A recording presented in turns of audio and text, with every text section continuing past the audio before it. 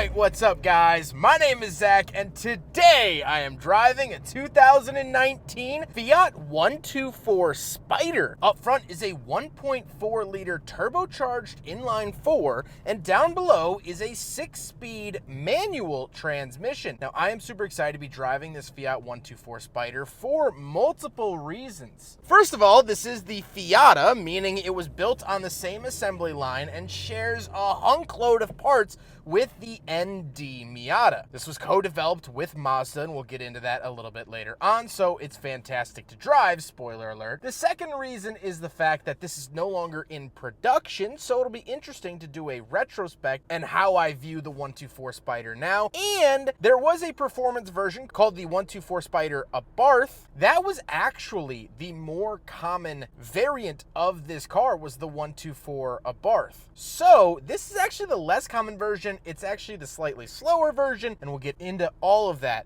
later on. But if you would like to submit your own vehicle and have it reviewed here on the channel, you can head on over to my website, zackpradel.com/submit. It's a quick and easy submission form. It takes under a minute to fill out, and I come out to you. But let's get back to that 1.4 liter turbo under the hood. Well, that's actually where the differences between this and the Miata start. The Miata gets a 2 liter inline-4 naturally aspirated. This got a 1.4 turbo. This was a multi-air engine from the Stellantis brand. And you know what? It's actually pretty fun. For reliability's sake, I would prefer the 2 liter inline-4, but definitely in power, fun, and zippiness, I like this 1.4. I think it does a fantastic job. Now, this was also shared with the Fiat 500 and 500 Abarth, so you might recognize it from vehicles like that. Like I said, paired to it is a 6-speed manual, and it is joyous. It is amazing. It is so clicky into gear. The clutch is fantastic because it's a Miata transmission, so of course it's good. Last but not least, of course, the 124 Spider is rear-wheel drive. So how does it feel to drive the Fiat 124 Spider? Well, it drives a lot like a Miata, but in a slightly punchier way. That 4-cylinder does have to work harder to deliver the same results, but that's kind of the fun of the drive. You have to earn your respect as opposed to the Miata. Now, still with the ND Miata, you still have to work that engine for the desired results. That's kind of the fun of the Miata, but this, you have to work it even more so, which is a fun challenge on its own. Visibility is fine, especially with the top up. It's not great, but it's not terrible. But the steering, bang on. The throttle response, the fun of the drive is there, and we'll talk about that towards the end because I think this is a very good alternative and spars in the same category as the Miata.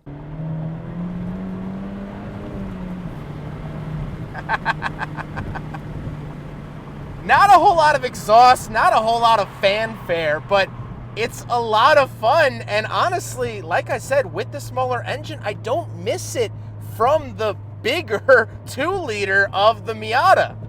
Not bad. Also, I'm wearing this hat right now because my hair just statics to the roof if I don't. So it's not a fashion choice. It's more for work.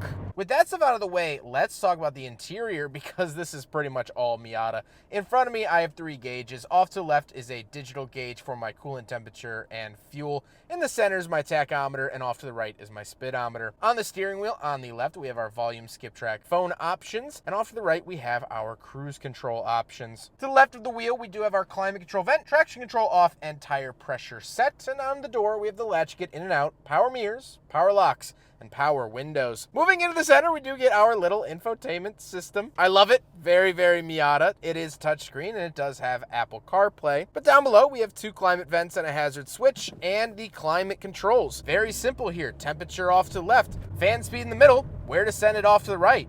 That's it. We do get 2 USB-A's as well as an aux input, a little cubby, and the shifter. Now, the shift knob is different, but the shifter itself isn't. So it's really notchy, gives me a ton of feedback, and it's exactly what I want out of a modern shifter. To the right, we have the handbrake, and then we have a little selector dial for the infotainment if you don't want to use the touchscreen, or if you're in motion, you use this. I've always personally loved this joystick from Mazda. However, some people complain about it and say that it's bad. So it is going to be personal opinion. My personal opinion has always been positive. competitive, but yours might not be. And we do have some movable cup holders. So you can actually remove the cup holder and put it into where the passenger's legs would go if you don't have a passenger. Very, very cool. And of course, the Miata has that same feature. However, they don't pass the big friggin' bottle test, so it still fails there, but I think A+ for engineering. Then we do have the seats. The seats are pretty comfortable and they are big guy friendly. I am 5'11". I'm not a small guy, about 270 right now, and I fit. I fit in these cars really, really well. The point in which you're gonna struggle is going to be the legs. So if you're mostly leg, not so much torso, you're gonna struggle fitting in these cars and fitting your legs around the steering wheel. But height has never really been that big of an issue in these cars. It's all about torso-leg ratio, but I won't bore you with the details. We also do have a manual top. However, it is currently pretty chilly outside, so we're running with the top up, but it's just one button in the center and you pull it right down. Absolutely love how simple that is. And there was no retractable fastback version of the 124 Spider like there was in the Miata. So if you do want a retractable power hardtop, you can get that in the Mazda MX-5, but not in the 124 Spider. Now, we don't have any back seats to talk about, but we will talk about the trunk. Actually, before we talk about the trunk, this piece right here, it's like a little rubber stopper for the door. This has been the same piece on every generation of Miata going back to the NA Miata in the 90s. This one here, that's the same piece. So a little bit of 90s Miata history is still in the 124 Spider. Very, very funny to see that, but we'll close that up here. And here we have the back of the 124 Spider, which has a Mazda key. Now we do have a press and hold button for the key fob for the trunk, but you have to lift it up the rest of the way. Not a very spacious trunk to be expected out of a vehicle like this. A little weekend trip, sure. I've put obviously a case of water and some snacks in the back of a Miata and it seems to do okay. So the story's the same with the 124 Spider, but there you go. Pretty cute and small, unlike myself. Now we gotta talk about the looks, and I love it. This has the Urbana package on it, which are some poorly applied pinstriping, the wheels, and this dark blue color. Shout out to Alma. Love you, girl. I don't think it has any connection to the University of Illinois, which is in Champaign-Urbana, Illinois, but the Urbana package is pretty nice. And I overall have really, really enjoyed the look of the 124 Spider.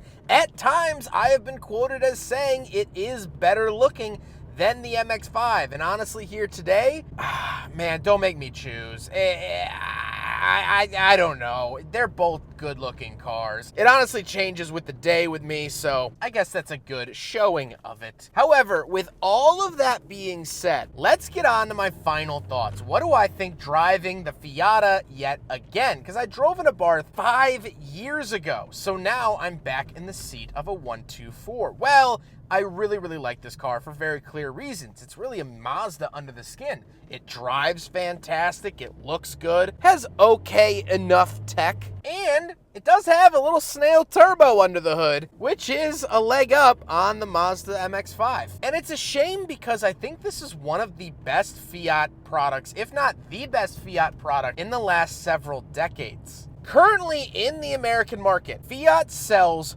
one car, the Fiat 500e. So I have reviewed here on the channel 100% of Fiat's current lineup, which is one, but you know, statistics and all. This car was great, and it's a shame that they took it out of their lineup. I think they're severely missing a fun manual transmission vehicle, and it seemed like all green lights. The BRZ GR86 do the same thing, where it's a shared platform between two little sports cars, and those can both exist happily alongside one another. Why couldn't the Fiat and the Mazda? The 1.4 turbo might have its issues, sure, but maybe they should have kept it for another generation or just kept making it like they still make the MX-5 and just gave it the 2-liter. Let Mazda take over and do the 2-liter. They're so good at it. Then it would have been an unstoppable vehicle, and it would have probably honestly kept Fiat above water here in the States. What I'm saying is they should have ripped off Mazda more, or partnered with them, whatever you want to say. No matter which way, No matter on what side of the spectrum you fall on, grim reality is that the American market has one less great manual sports car available to us. And that is a true shame, because this car is wonderful. It's fantastic, and I hope that more people get to experience it. But alas, I suppose, only the good die young, and this car was very good. I hope you guys enjoyed the video. Huge thank you to Chris for letting me borrow his 124 Spider for today's video. Chris is absolutely awesome. We have filmed several of his vehicles here this morning. He has been a very gracious host here in Chicago, and I look forward to hopefully working together again in the future. But I hope you guys enjoyed the video. Don't forget to rate the video, comment on the video, and subscribe if you really liked it. Take care, guys.